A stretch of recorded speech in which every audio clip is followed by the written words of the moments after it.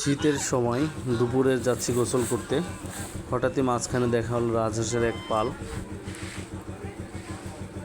বিস্তীর্ণ এলাকা জুড়ে শুধু বিল আর বিল, বিলের মাঝখানে সে পুকুর।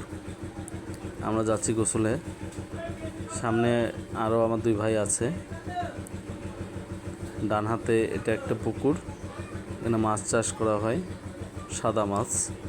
আমরা সাদা মাছ বলতে সাধারণত বুঝি হচ্ছে রুই, কাতলা, মৃগেল, এই ধরনের মাছগুলোকে সাদা মাছ বলা হয়।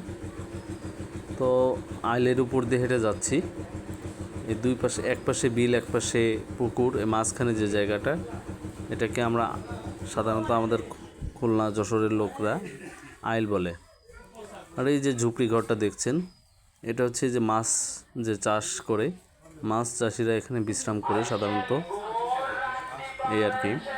তো প্রচণ্ড পরিমাণে বাতাস, এত পরিমাণে বাতাস। আমরা এই যে পুকুরটা দেখছেন, এই পুকুরে আমরা মূলত গোসল করব। আর শীত হলেও প্রচণ্ড পরিমাণে বাতাস। এই যে এখানে কিছু লোক দেখছেন, এরা গোসল করতে আসছে। তো আমি ক্যামেরাটা ধরার সঙ্গে সঙ্গে একটু লজ্জা পেল। তো আসলে গ্রামের মানুষ একটু লাজুক প্রকৃতিরই হয়, এটাই স্বাভাবিক। তো সবাই লজ্জা পাচ্ছে, গ্রামের মানুষেরা ক্যামেরার সামনে আসতে। প্রচণ্ড পরিমাণে বাতাস, আপনারা এই যে কলা গাছের পাতাগুলো দেখলেই বুঝতে পারছেন এত পরিমাণে বাতাস।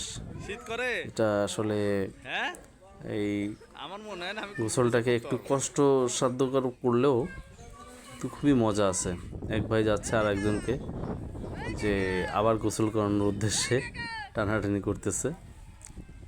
তাহলে এটাই মজা, যে পুকুর পাড়ে যে এরকম টানা হেঁচড়া করে একজন আরেকজনকে নামাবে, একজন আরেকজনকে ধরবে, একটু পানি ছিটাছিটি করবে, এগুলোই মজা। ওরা হাই দিল আমাকে ভিডিও করা দেখে, তো আমিও একটু হাই দিয়ে দিলাম দূর থেকে।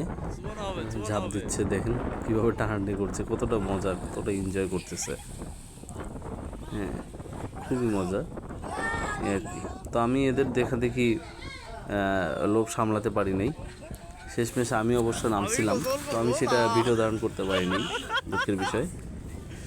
তো আমিও গোসল করেছি, খুবই মজা। আসলে আজকে একটা আনন্দঘন মুহূর্ত কাটালাম সবার সঙ্গে বিলের পানিতে গোসল করে। ধন্যবাদ।